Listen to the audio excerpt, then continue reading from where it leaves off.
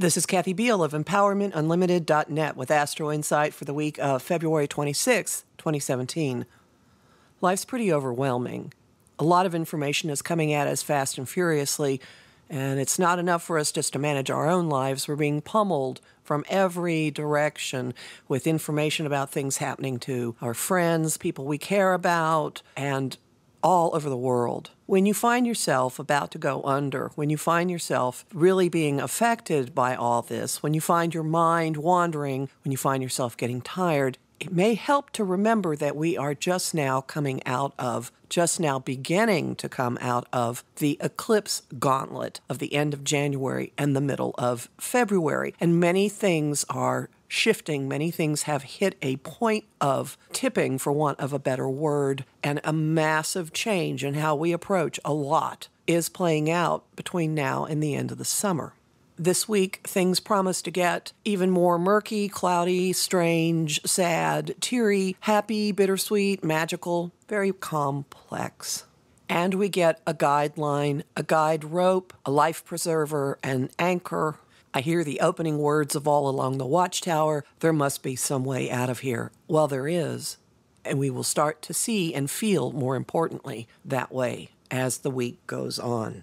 We have more opportunities to revisit and embrace our values, to transform the ways we're going about relating to each other. And this will, of course, have a huge component of guns in the United States, which, in an astrological sense, boils down to what do we really value? Who do we really value? Whose rights matter? There will be a lot of conversation, talk, messages, heated discourse, big surprise, and watch out for an element of idealizing, of unrealistic thinking, and of absolute outright delusion and deception, particularly when you're looking at stuff on social media. So I would expect another surge in the presence of bots and probably another opportunity to get false accounts removed.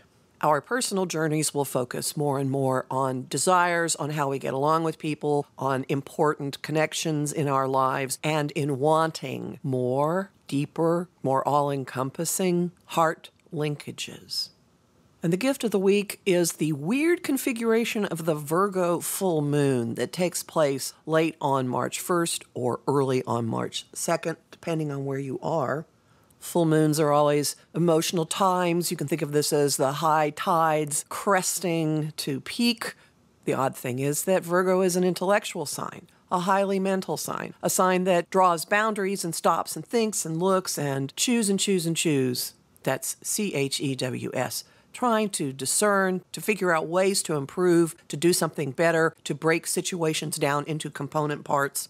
This is let's get under the hood and take a look energy. Tricky part is there's an awful lot of the energy in the sky that you can't really take apart. It's all formless. We have a majority of planets in Pisces. Pisces, the interconnectedness of all life, the land of magic and illusion, ruled by Neptune, Lord of the Seas, or in the traditional sense, Jupiter, the guy who wants more of everything that he touches. So we have the Sun, Mercury, Neptune, Venus, and Chiron, all floating around in Pisces, opposed by the Virgo moon. The moon alone is what's facing down all of that energy in Pisces, and it could go to one extreme or the other, being highly analytical and thinking situations to the point of ridiculousness, or being completely overwhelmed or confused or having your logic taken over by things that you cannot explain.